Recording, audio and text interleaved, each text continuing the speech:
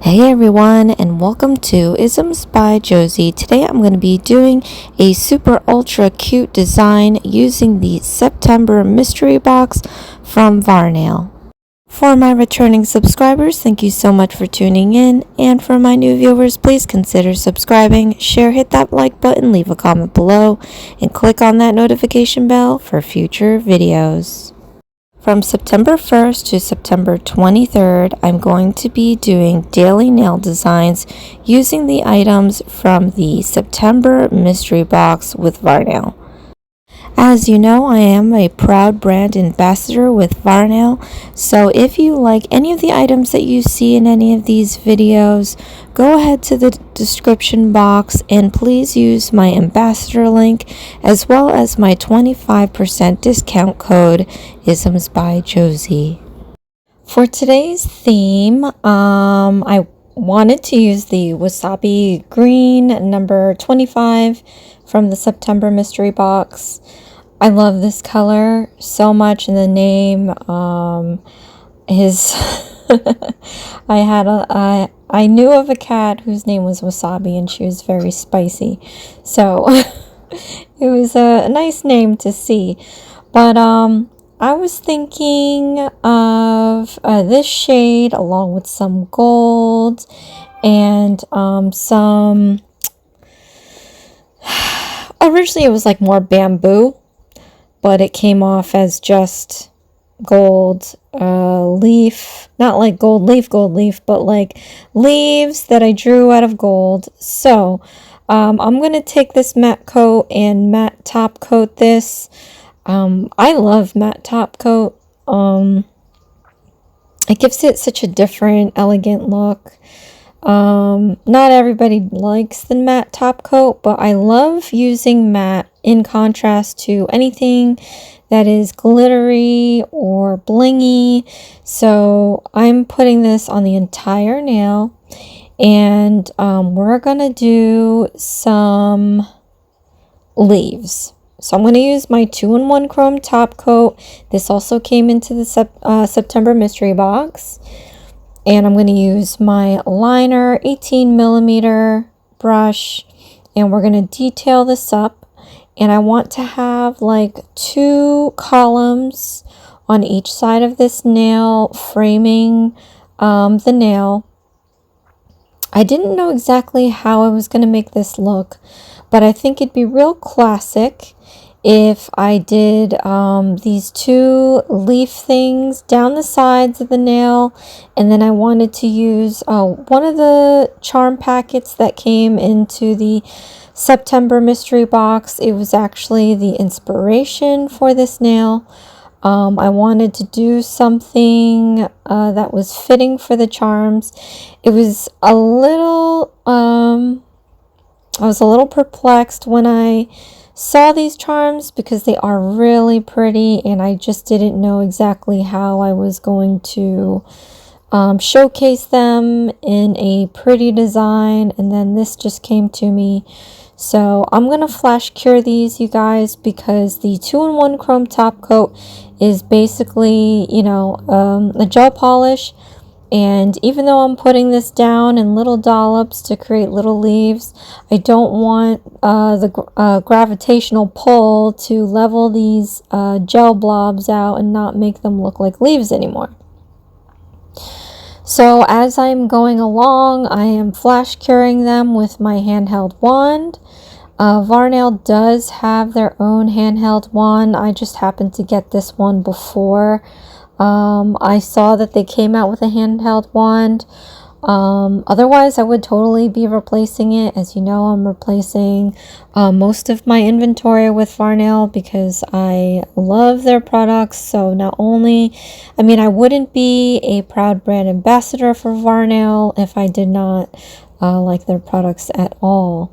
So, on top of curing this as I go, I'm also trying to make it asymmetrical down the nail, which can be a little difficult. I have a tremendous problem doing that. I love drawing faces, and I've always had a problem with making sure that, like, you know, the eyes look the same or in the same location. So I know that my leaves aren't going to be perfect, but I'm gonna try to get them as close to the same as possible so that it looks like maybe I used a sticker, maybe I didn't. It's always a nice goal to have, and that's how I just keep getting better, at least in my opinion. I mean, you can feel free to comment and let me know if I'm not up to par, but I'm my own worst critic, and I keep trying to push myself to step out of my comfort zone and to work on my weaknesses. It's the only way I need to be, because otherwise these leaves would look like a total mess. So we are nearing the top of this nail, and I'm doing this in clear because obviously we're going to be using a chrome powder over this. So I want to make sure that I get everything nice and neat, and my lines are a little too skinny. I probably will go over the skinny lines with more 2-in-1 chrome top coat, just because I think it'll look better if you can actually see the application of chrome powder and have it attached to nice, not too thick, but thick enough lines. I do find that an issue when doing chrome and or doing stamping. Sometimes the lines are just too skinny that it's like, you know, you don't even know it's there. But yeah, so I am doing this in real time, and I'm seeing now for the first time really that my line work takes a bit. So, you know, some people might think that I fly through these with no problem. I mean, it's stressful. It's not a walk in a park. It seems like a simple design, but I just want to get it right. I want to get it the same, and it seems like it is taking me a bit. My dailies have been averaging maybe 15 minutes when I do them in real time.